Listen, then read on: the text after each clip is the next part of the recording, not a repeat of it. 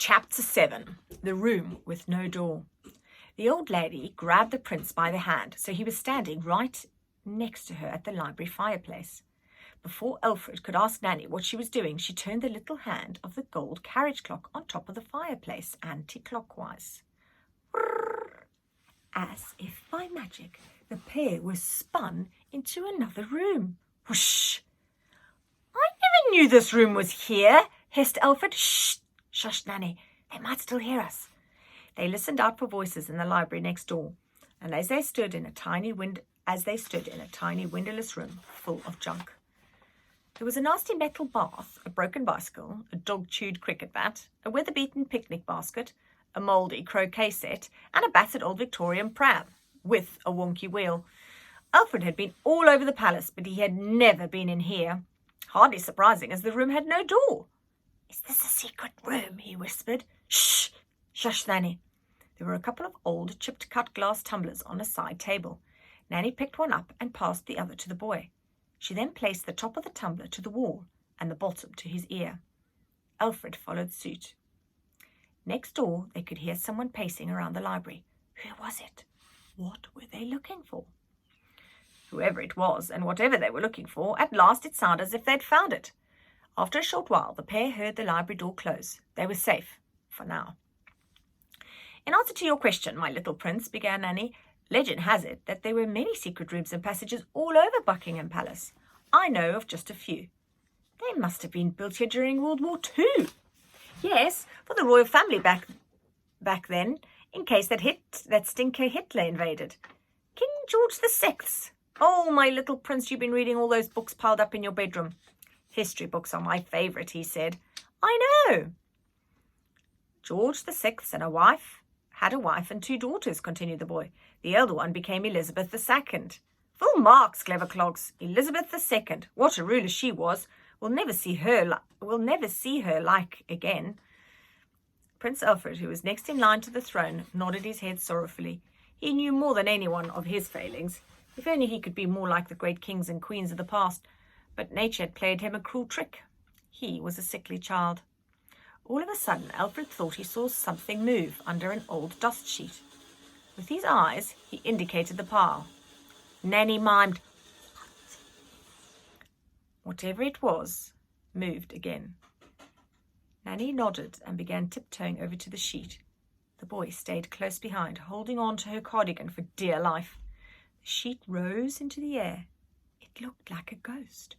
Alfred wanted to scream, but didn't dare make a sound. The thing stretched out its arms. Nanny reached out her hand and closed her eyes. She couldn't bear it either. With one hand, she whipped off the sheet to reveal Chapter 8. Let's just read it anyway. Chapter 8, Prince of Nothing. There was a little girl under the sheet, dressed in rags. Her face, hands and feet blackened with dirt. She was a pathetic sight. "All right," chirped the girl. "Who are you?" demanded Alfred. "Who are you?" she asked back. "I asked first." "What do you think you're doing sneaking here from the outside?" demanded Nanny. "Well?" Alfred noticed that the girl was Pongy. Pongy was putting it politely. Pongy is low on the stinky scale. She was really smelly. However, being well brought up, Alfred was far too polite to mention that the little girl smelled something rotten.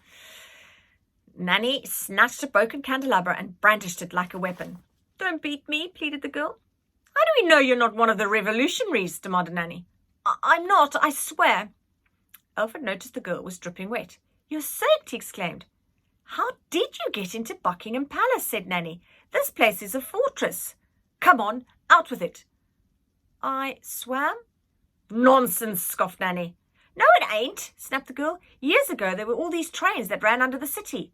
"The London Underground," replied Alfred. "I have a book of it upstairs in my room. It hasn't run for 50 years. "Yeah, well, most of the tunnels have collapsed ages ago, but there is one that is all flooded." "Flooded?" asked the boy. "Yeah, this tunnel is underwater, leads all the way from the Thames to right under the palace." "Well, in all my years of working here, I never knew that," remarked the old lady. "It's a secret," hissed the girl. "Nobody knows." "Well, I know now," replied Nanny. "Me too," added Alfred. "Silly girl," said Nanny. But the girl was not going to be mocked like this. "You don't know exactly where it is, though, do you?" she retorted before a smug grin settled on her face. Alfred smirked. This one had spirit. "What's your name?" he asked. "Might." "Might what?" "No, just Might." "Might as in M-I-G-H-T or as in M-I-T-E?" "I don't know spelling. They call me Might because I'm a little mite." "That's M-I-T-E, he said. The girl shrugged her shoulders as if to say, "I don't care." "You still haven't told us why you broken into Buckingham Palace," snapped Nanny. Might gulped. "I was starving. My belly had something horrible with the hunger. I was looking for the kitchen to rob some food. Then I heard footsteps and hid in here." "Did you not have your dinner?" asked Alfred. "Dinner?" she exclaimed. "What planet are you on? A nibble of a mouldy old biscuit is all I've had all day." "Really?" The prince was flabbergasted. "You have absolutely no idea about life outside this palace, do you?" In here you've got everything. Outside we've got nothing." "The story is there's mountains and mountains of food in this palace, but the king just won't share it," continued Might. "Stuff I've only ever dreamed of. Cakes and sweets and chocolate," she said, her eyes gleefully lighting up at the thought. "Don't have the eggy wig," offered Alfred. Nanny gave the boy a filthy look. "Well, I'm sure we can give you some food," he added. "We will do no such thing," huffed Nanny. "We don't want to encourage her. First it's her, then we'll be swamped by the great unwashed. No, she is very lucky not to be shot on sight by the guards." "Shot or starved to death," amused Might.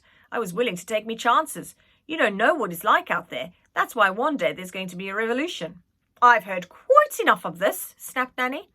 "I'm sure there's something we can do to help all those on the outside," said Alfred. "Oh, yeah? What are you going to do then, posh boy?" Alfred stammered. "Well, The truth was, he didn't have the faintest idea. "Who are you anyway?" she asked. "You don't know?" sputtered the prince. "Should I?" she asked. "I am the prince," he announced grandly. "Prince of what?" asked the girl. "Prince of..." For once, the prince was lost for words. "Prince of nothing," she announced. Judging by the look on Nanny's face, she had heard quite enough. "How dare you be so rude?" snapped Nanny. "It's true. No one out there has seen you royals for years. Always sees the face of this Lord Protector. Goodness knows what he's up to." "I don't want to hear another word out of you," chided Nanny. "You show me where this underground river thingy is and I'll let you go." The girl thought for a moment. "I'll show you where it is if you give me some chocolate." "The cheek of it!" exclaimed Nanny. "Please, Nanny," implored Alfred, "let's give Might some chocolate, and some for her family." "I don't have any family. Me mum and me dad were shot by the Royal Guards when I was only 3. "Oh no," whispered Alfred. I'm so sorry." "I'm sorry too." "There must have been a reason," said Nanny. "Perhaps they were revolutionaries?" "They were shot for stealing a loaf of bread." Alfred was shocked to his core. So this was what his country had become. "That's evil," he said. "Show me how you got into the palace," said Nanny, changing the subject, "and I will bring you the biggest bar of chocolate you could ever imagine." "I can imagine a really big bar, like ginormous." "Then show me where you broke into the palace, right now." The little girl looked at her with suspicion in her eyes. "I don't trust you, old lady. I don't trust you one bit." "Nanny has looked after me my whole life," announced Alfred, jumping to her defence. "I couldn't trust her more." Might looked the boy up and down. "And don't trust you either, Prince of Nothing. I'll find me own chocolate." With that, she threw the dust sheet over their heads.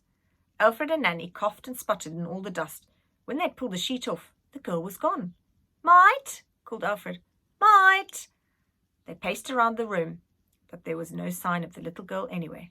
She had simply disappeared.